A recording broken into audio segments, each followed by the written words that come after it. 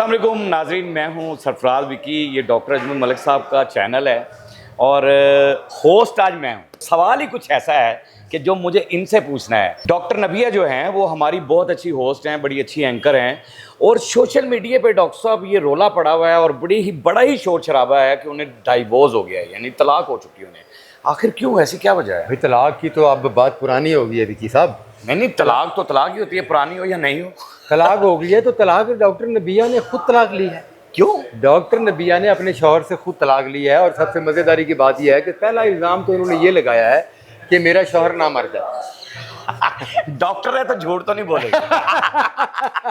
नहीं, असल में बात यह है विकी साहब के नामर्द होना को ज़रूरी ऐसा नहीं है कि वो हकूक़ की ज़ौजियत अदा ना कर सकता हो। हाँ। वो मर्द जो बीवी को एक मर्द बन के शेल्टर ना दे सके उसे भी नामर्द कहा जाता है। बिल्कुल ऐसे। तो डॉक्टर नबिया का और उनके शौहर का झगड़ा जो है वो शादी के तीसरे दिन ही शुरू हो गया था। डॉक्टर नबिया ने अपने मुख्तलिफ इंटरव्यूज़ में कहा है कि शादी के तीसरे दिन ही उन्होंने मुझ पर तशद्दुद किया, मुझे उठा उठा के दीवारों में मारा, मुझे उठा उठा के बेड पर मारा। और उसकी वजह, बुनियादी वजह ये है कि वो कहती है कि मेरे शौहर जो हैं वो एक तमाशबीन तबीयत के आदमी थे और उनके मोबाइल से जो है वो लड़कियों के मैसेजेस और लड़कियों के साथ ताल्लुकात और आधी रात को लड़कियों की कॉलें। भाई नया शादीशुदा जोड़ा है विकी साहब। बिल्कुल ऐसी बात ये है कि नामर्द होना एक अलहदा बात, बहुत खूबसूरत आपने बात की है कि मर्द होना कोई ज़रूरी नहीं है कि भी उसके अंदर वो मर्दाना कुव्वत नहीं है, ये फलां नहीं है।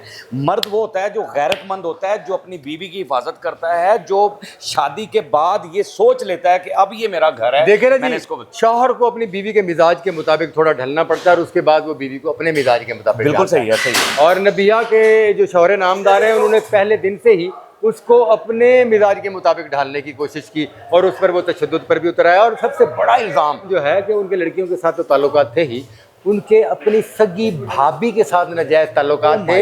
ये डॉक्टर नबिया ने इल्ज़ाम लगाया है उन पर। इसमें हकीकत क्या है? वो कहती है मेरे पास सबूत मौजूद हैं और अगर वो तस्लीम नहीं करेंगे तो मैं मीडिया पर सबूत भी मंजर आम पर ले आऊँगी। वो भी मंजर आम पर आ जाएगी। आप देखें आने वाले वक्तों में अगर ये इस मौजू पर खामोशी ना हुई तो यकीनन डॉक्टर नबिया जो है वो सबूत भी मंजर आम पर ले आएंगी।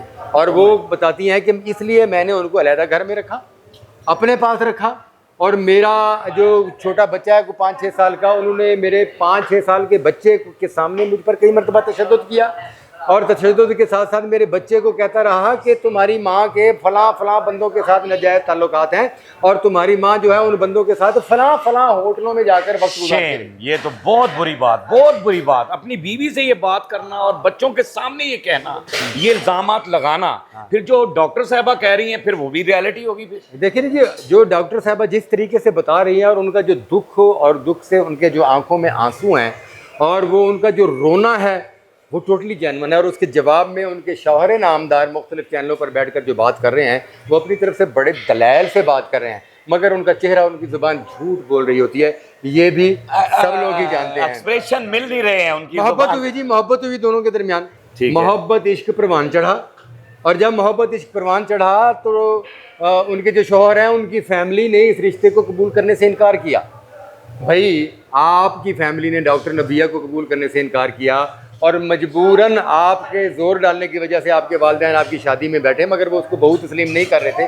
तो आपको इस बात का इल्म होना चाहिए था कि मेरी फैमिली इसको पसंद नहीं करती, तो मैं कुछ अरसा इसको अलग रख के माहौल इस कदर अच्छा पैदा करूं कि कुछ अरसे बाद वालिदैन भी उसको कबूल कर लें और कुछ अपने रवैये को भी बेहतर करता कि ताकि बीवी जो है वो उसको शोहर समझ के इज्जत देती। अच्छा, ये जो तलाक हुई है ना जी, इसकी सबसे पहले मुबारकबाद जो है वो हमारी मकबूल एंकर फिजा अली को मिलनी चाहिए।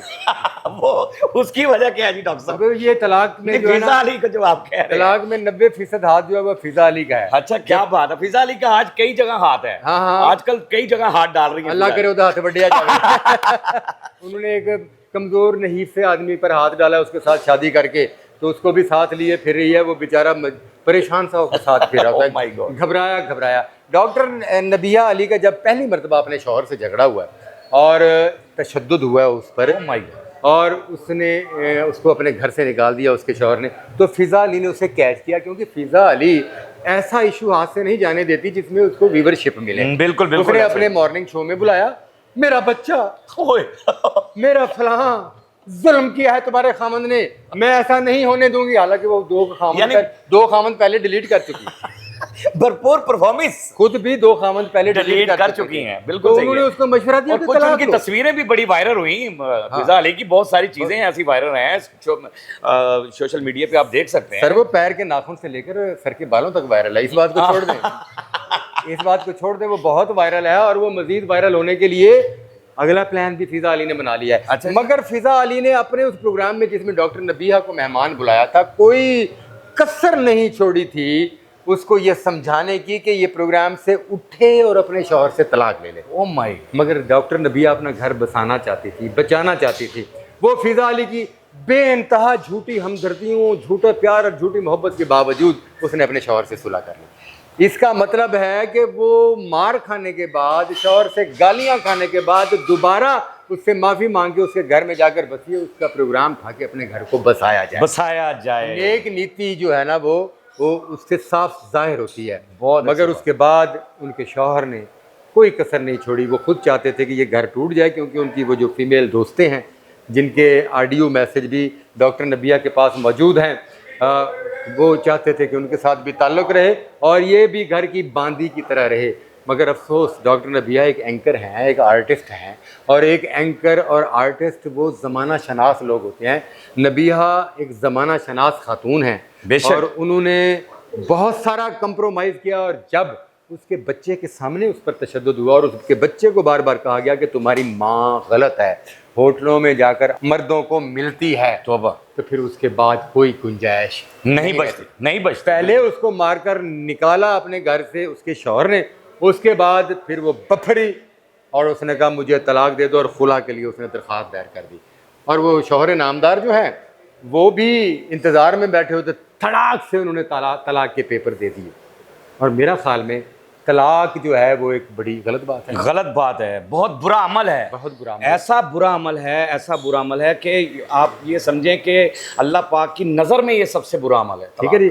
हालांकि तलाक बुरा अमल है, अगर ज़िंदगी बचाने के लिए कभी तलाक के अमल से गुजरना पड़े तो वो गुजर सकते हैं, वो गुजर सकते हैं। वो एक नामवर खातून है और उनके खामन को कोई नहीं जानता था, अपने साथ बिठाकर व्लॉग कराया, अलहदा चैनल बना कर दिया, लोगों को पता चला कि ये नबीहा का शौहर है, लोग उसका व्लॉग भी सुनने लगे।